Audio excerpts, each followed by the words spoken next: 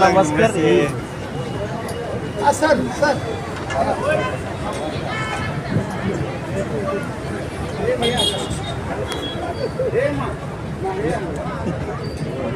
Sir ते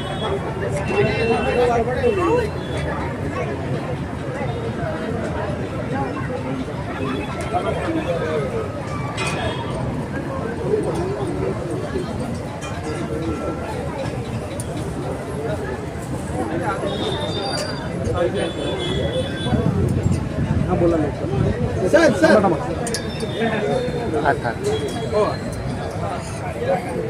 एक minute दादा समोर सगळे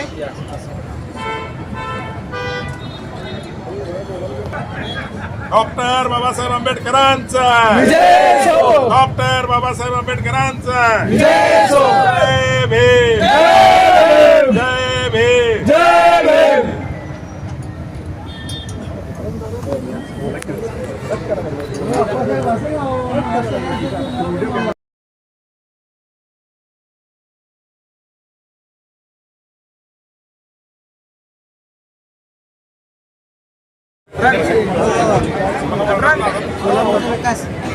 विकास मागे घे राहुल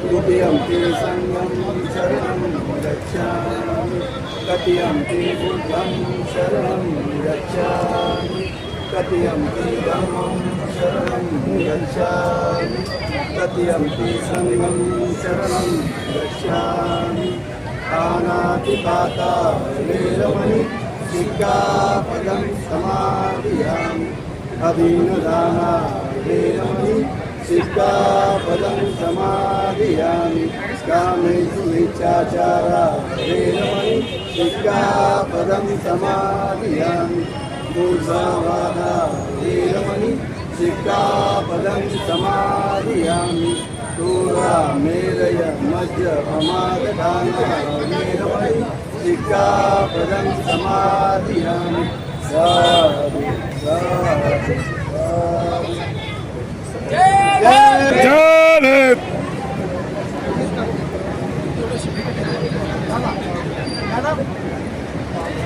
हो सरकार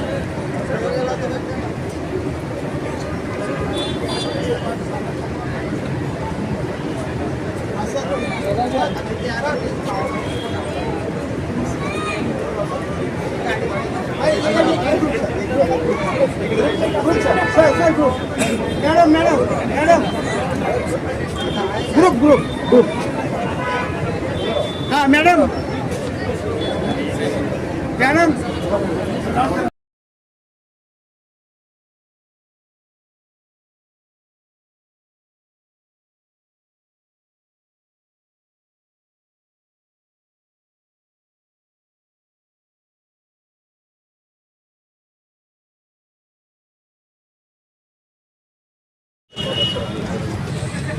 डॉक्टर बाबासाहेब आंबेडकरांच्या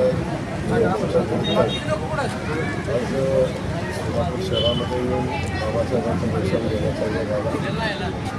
बाबासाहेबांचं दर्शन तर आम्ही सातत्याने केलं. सोलापूरमध्ये घेण्याच्या पिढ्या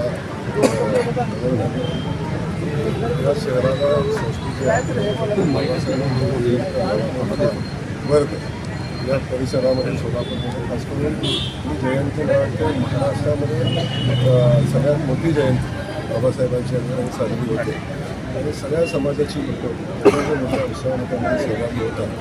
या ठिकाणी येण्याचा मोठा वेगळा अनुभव. आज तुम्ही जसं आलात तसं रविवारीच्या मिरवणुकीने सांगतात आपण या मिरवणुकीमध्ये सहभागी व्हायला मला आवडेल, कारण मला वाटतं महाराष्ट्रातील सगळ्यात मोठी मिरवणूक या ठिकाणी होती आणि सोलापूर शहर हे संस्कृती जपणारं शहर आहे. डॉक्टर बाबासाहेब आंबेडकरांचं तर कर्तव्यच कर्तव्य सगळ्या समाजाची सगळ्या महापुरुषांच्या जयंती साजरी होतात.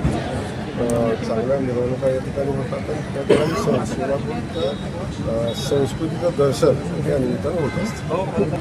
मला माहिती नाही त्यांना कशाची भीती वाटते, सातत्यानं वाटत राहते, हे त्यांना माझ्यापेक्षा अधिकचं माहिती असेल. अशोक कराड याच्या संदर्भातली सगळी माहिती कोणी तक्रार केली नाही.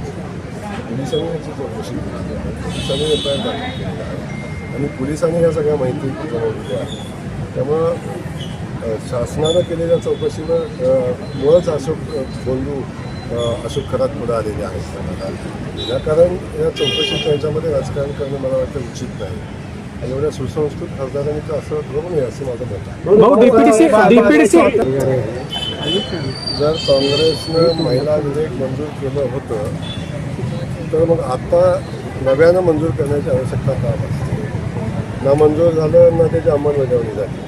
किमान महिला खासदार म्हणून तर मोदीजींचा आभार व्यक्त केले पाहिजे की मोदीजींनी महिलांना न्याय देण्याची भूमिका घेतली.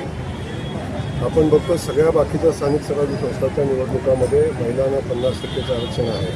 तर लोकसभेमध्ये आणि विधानसभेमध्ये महिलांचं प्रतिनिधित्व एवढ्या ताकदीच असलं पाहिजे. महिलांना न्याय देण्याचं, त्यांचा सन्मान करण्याचं काम आदरणीय मोदीजींनी केलं.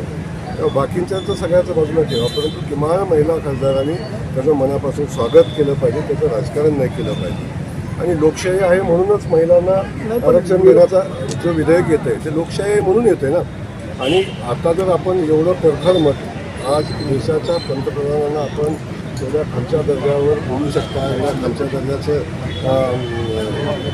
टीकात्मक वक्तव्य करता, तेव्हा लोकशाही नसती तर कसं केलं असतं? या सगळ्या गोष्टी आपण समजून घेतल्या पाहिजेत. लोकशाही खऱ्या अर्थानं जीवन ठेवण्याचं काम मोदीजींच्या सरकारने केलेलं आहे, आपण सातत्याने पाहतो. परंतु आम्ही सत्तेत असलो की लोकशाही, आम्ही सत्तेत नव्हतो की लोकशाहीचं काय होतं म्हणतात पद्धतीची वक्तव्य करायची, म्हणजे हे म्हणजेच लोकशाही अशा पद्धतीचा जो आविर्भाव आणायचा आहे. मग आजपर्यंत या सगळ्या गोष्टी आपण केल्या असत्या, महिला विधेयक आणलं असतं, या देशाची प्रगती आपल्या कालखंडात झाली असती तर ही वेळ आपल्याला आली नसती. खूप गंभीर घटना आहे, याच्यावर पोलिस सातत्याने कारवाई करतात.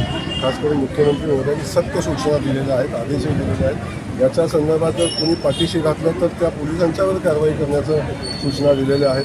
त्यामुळं ड्रग्ज हा आपल्या देशाला लागलेली कीड आहे, समाजाला लागलेली कीड आहे, खास करून युवा पिढीचं ला लागलेली जी कीड आहे ती संपली पाहिजे. आणि त्या दृष्टीनं जी प्लास्टिक आणि त्याच्यावर कडक कारवाई झाली पाहिजे, याच्यावर करणे पाहिजे. ड्रग्जच्या विषयावर जे लोक याच्यामध्ये सहभागी आहेत त्या सगळ्यांची कारवाई झाली.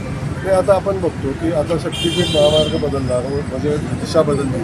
आता ही दिशा बदलली जाहीरच होतं ना, कॅबिनेटमध्ये चर्चा होते, या ठिकाणी आपण बघतो की प्रसारमाध्यमाच्या माध्यमातून चर्चा होते. तेव्हा ही लोक जे असतात यांना सातत्यानं तत्पर पैसा कुठं मिळेल याचं नॉलेज असतं आणि ते पटकन या अशा व्यवस्थेमध्ये सहभागी होतात आणि अशा घटना करत असतात. ते एक लक्षात घेतलं पाहिजे की या सगळ्याच्या पाठीमागं नेमकं कशा पद्धतीने षडयंत्र आहे. हे फक्त शक्तीपीठ महामार्गाच्या इथं नाही, अनेक ठिकाणी अशा गोष्टी करत असतात. त्याचं बारकाईने लक्ष माननीय मुख्यमंत्री मोदयांचं आहे.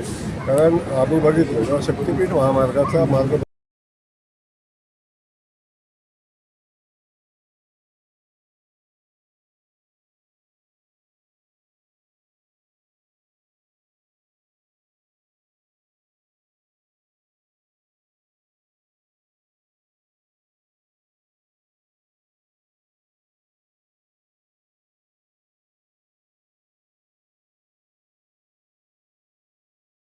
खरात काय करतो काय नाही करतो याचा सगळी पाळंमुळं आता निघालेली आहेत आणि त्यात असणाऱ्या सहभागी असणाऱ्या लोकांची